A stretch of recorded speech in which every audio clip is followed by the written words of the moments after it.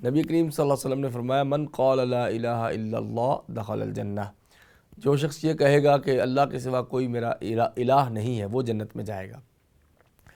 اب یہ دیکھیں کہ صرف کہہ دینے سے تو کام نہیں چلے گا نا، جب تک کہ وہ اپنے عمل سے شرک کو ختم نہیں کرے گا، بتوں کی پوجا نہیں چھوڑے گا، ٹھیک ہے۔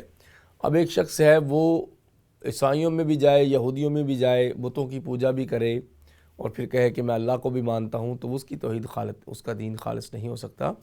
قرآن کہتا ہے سورۃ البینہ میں وَمَا أُمِرُوا إِلَّا لِيَعْبُدُوا اللَّهَ مُخْلِصِينَ لَهُ الدِّينَ حُنَفَاءَ، کہ پہلی امتوں کو یہی تو حکم دیا گیا تھا کہ اللہ کے لیے دین کو تو خالص کر دو، حنفاء ایک طرف ہو کے چلو، دو رنگ نہیں ہونا، دو طرف نہیں ہونا۔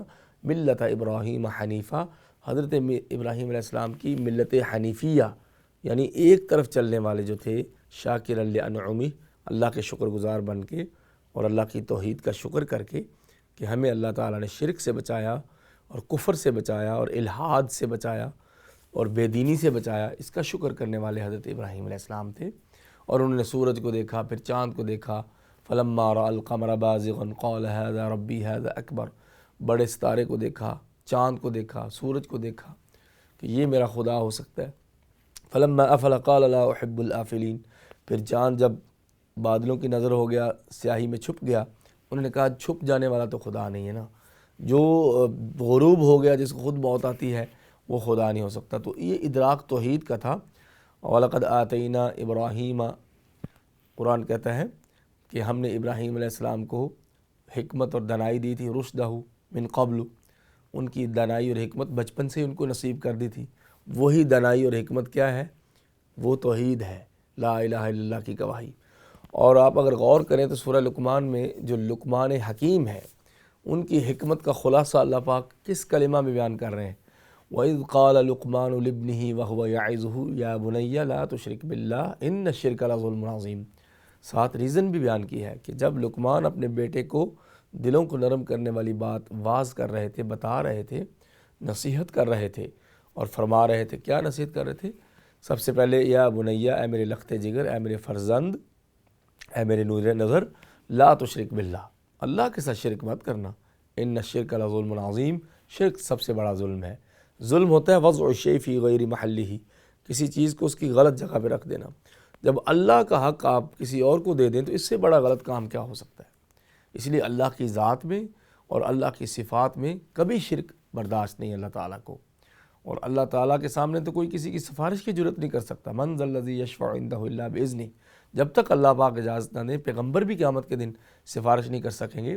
وہ تو ہمارے نبی صلی اللہ علیہ وسلم کو خاص اجازت ملے گی کہ آپ سفارش کا آغاز کریں گے، اور بڑے بڑے کبیرہ گناہوں والوں کو بھی آپ کی سفارش کی وجہ سے بخشش نصیب ہو جائے گی۔ اسی لیے قرآن کہتا ہے کہ جو لا الہ الا اللہ ایسا کلمہ تھا جس کی بنیاد پہ پہلی امتوں کا اسلام کے ساتھ اختلاف ہوا ہے۔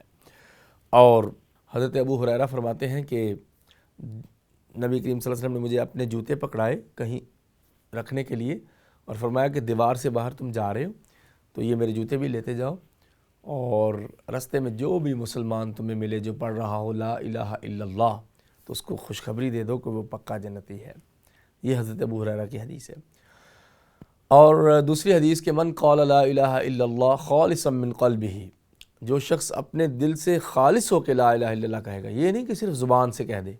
الایمان هو الاقرار باللسان والتصدیق بالجنان والعمل بالجوارح، یہ تو عقیدہ طحاویہ میں اور عقیدہ کی بڑی بڑی کتابوں میں ہے کہ ایمان زبان سے اقرار ہے اور دل سے اس کی تصدیق ہے اور اعضاء سے عمل کا نام ہے۔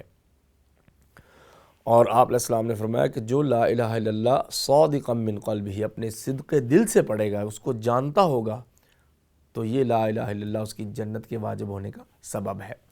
اور پھر ایک اور حدیث ہے، نبی کریم صلی اللہ علیہ وسلم نے فرمایا من مات وهو يعلم انه لا الہ الا اللہ دخل الجنہ، صحیح مسلم کی حدیث نمبر 26 ہے کہ جو اس حال میں مر گیا کہ وہ جانتا تھا، اچھی طرح علم رکھتا تھا کہ اللہ کے سوا میرا کوئی الہ نہیں جس کو میں پکار سکوں، جس سے مدد لے سکوں، جس کو مصیبتوں میں جس کی طرف رجوع کر سکوں، جس کو ما فوق الاسباب سورسز سے ہٹ کے براہ راست میں جس کے ساتھ بات کر سکوں اور اپنی ریکویسٹ کر سکوں، وہ الہ خدا کے سوا، میرا اللہ کے سوا کوئی نہیں ہے۔ جو جانتا ہو تو وہ اگر اسی پہ بات پہ مر جائے تو پکا جنتی ہے۔